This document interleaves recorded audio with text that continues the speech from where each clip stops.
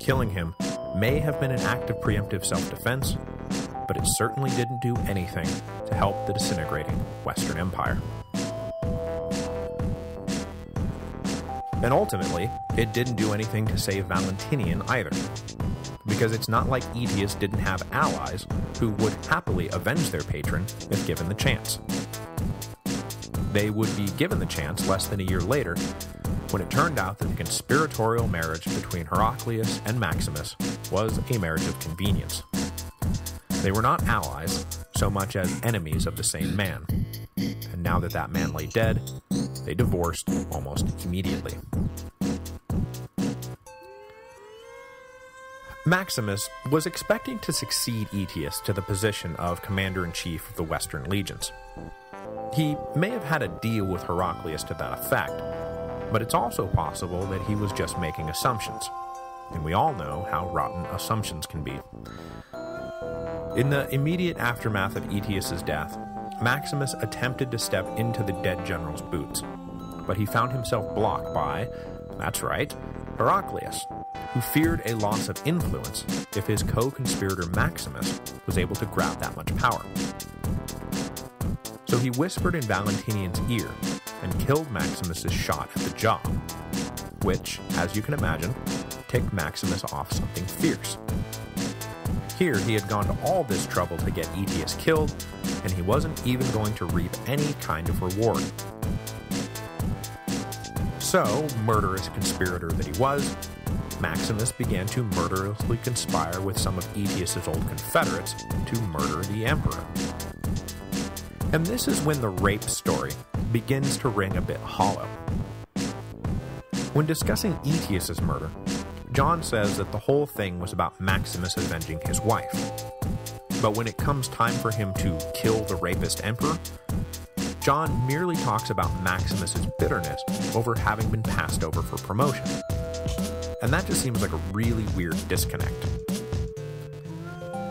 Anyway, keeping his own role in Aetius' death a secret, Maximus enlisted 2 Hunnic bodyguards who had served the late general loyally for years.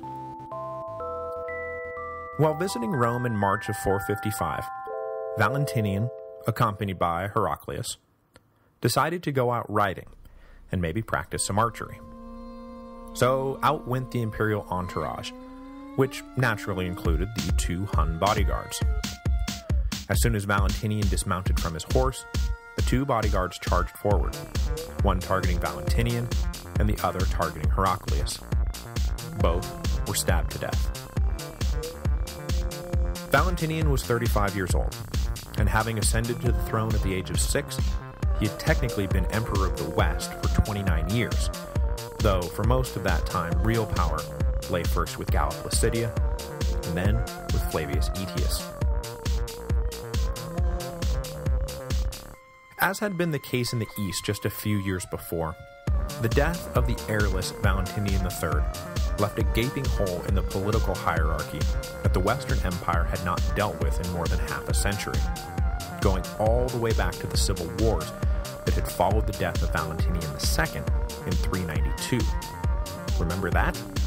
Yeah, that was a long time ago. Petronius Maximus was no dummy though, and he had timed the assassination to take place in Rome while he was there, so that he could be Johnny on the spot. Because remember, this time, there was no imperial sister around to marry some stooge and make him emperor. The wayward Honoria had been exiled shortly after her wedding proposal to Attila, and then she simply disappears from the historical record. Maximus, banking on the ironclad law that fortune favored the bold, and the fact that he was the only one even remotely prepared for the death of Valentinian, since he, planned it, and declare his willingness to rule the Western Empire.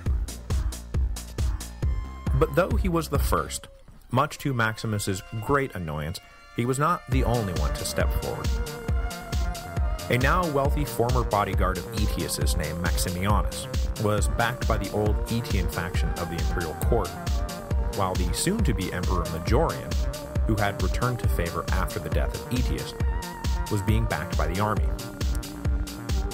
Petronius Maximus had the support of the Senate though, and with it, the support of the Senate's wealth. He lavishly distributed bribes throughout the upper reaches of the imperial bureaucracy, and in short order, found them spontaneously backing his claim to power. And so Maximus became emperor of the Western Empire. To legitimize his claim, he quickly married the emperor's widow, Aelia Eudoxia, which, as I noted when Aetius married Bonifacius's widow, must have been pretty gross for her. The death of Valentinian III marks the end of an era in Roman history, and it's a pretty big era at that. The end of imperial dynasties, at least in the West. For 500 years, we've had the Julio-Claudians, and then the Flavians, and then the Antonines, and then the Severins, and then, well, everything went to hell for a little bit, but eventually we got to the Constantinians, and then the Valentinians, and then the Theodosians.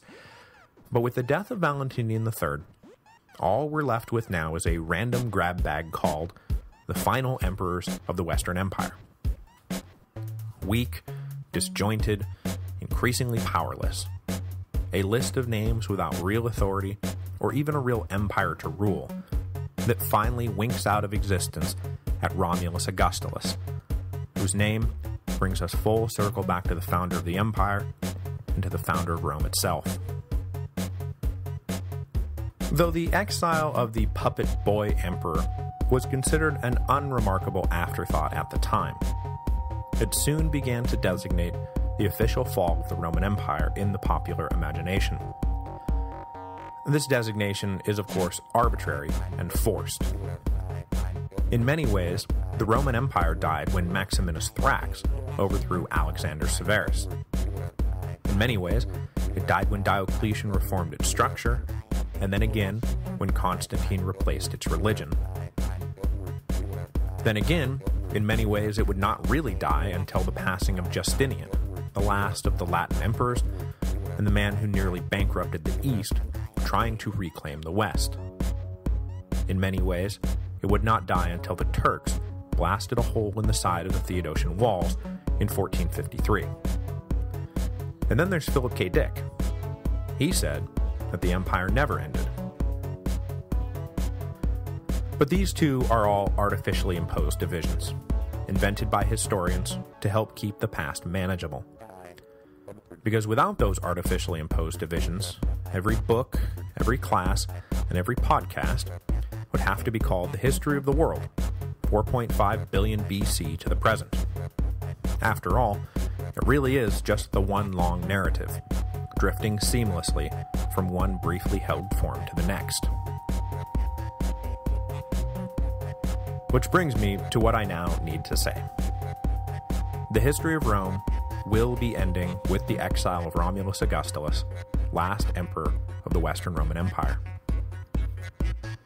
I know that is not what many of you want to hear, and in many ways, it is not what I want to be telling you. But it is what is going to happen.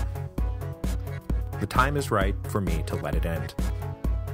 To let it end while it is still good and strong, rather than dragging it out until it dies in some obscure corner of the internet, long since abandoned by everyone who once loved it, because it has degenerated into an endless string of weddings and births and contrived romances, like the crappy 14th season of some sitcom you can't believe is still on the air. I would like to be better than that. But more importantly, the time is right because in about 2 months, I don't think I'm going to have the time or the energy to make the show as good as I expect it to be.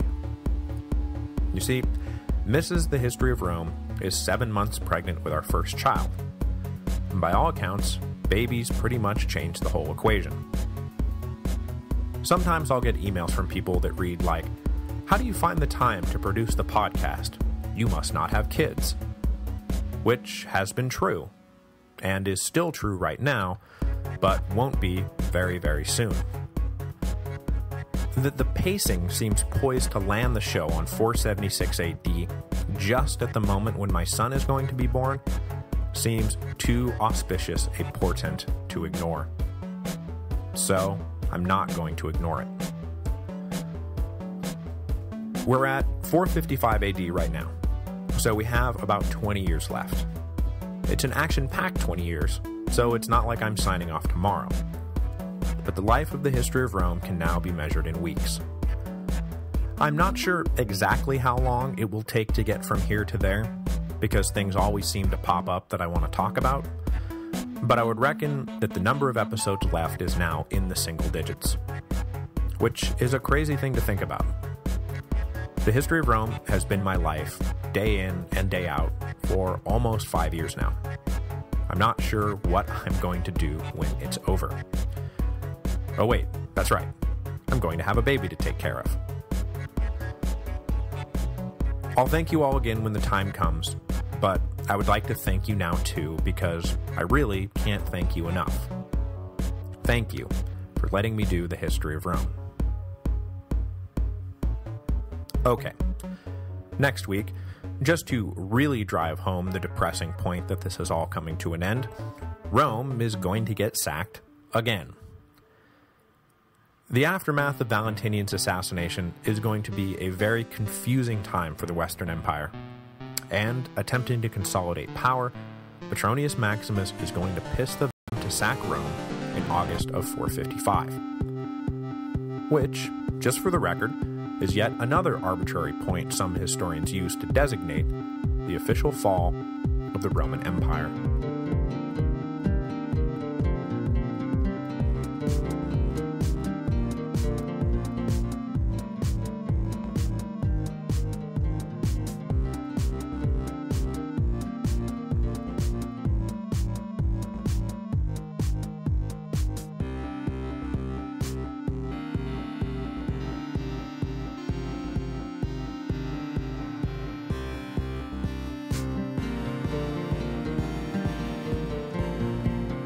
Hello, and welcome to the History of Rome.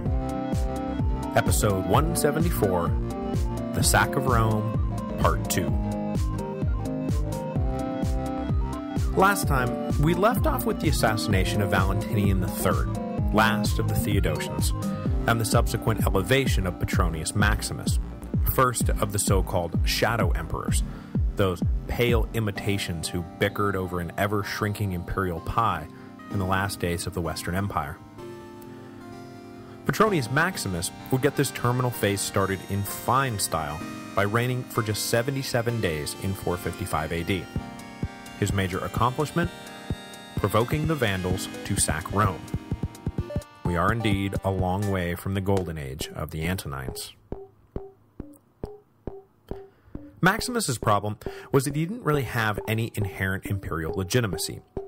He had killed the previous emperor and had spread some bribes around, but that was really all he had going for him. So as I mentioned last week, he forced the emperor's widow, Licinia Eudoxia, to marry him. After all, she was not just the wife of the late Western Emperor Valentinian III, she was also the daughter of the late Eastern Emperor Theodosius II. So she was just oozing legitimacy. And marrying her was not only practical, it was kind of necessary given the circumstances. But Maximus was not content to stop there. He wanted to firmly intertwine his own family with the Theodosians and spawn a new dynasty. So Maximus named his son Caesar, and then married the boy to Valentinian and Licinia Eudoxia's eldest daughter, the now 15-year-old Eudoxia the Younger. Except that, if you'll recall, her hand had already been promised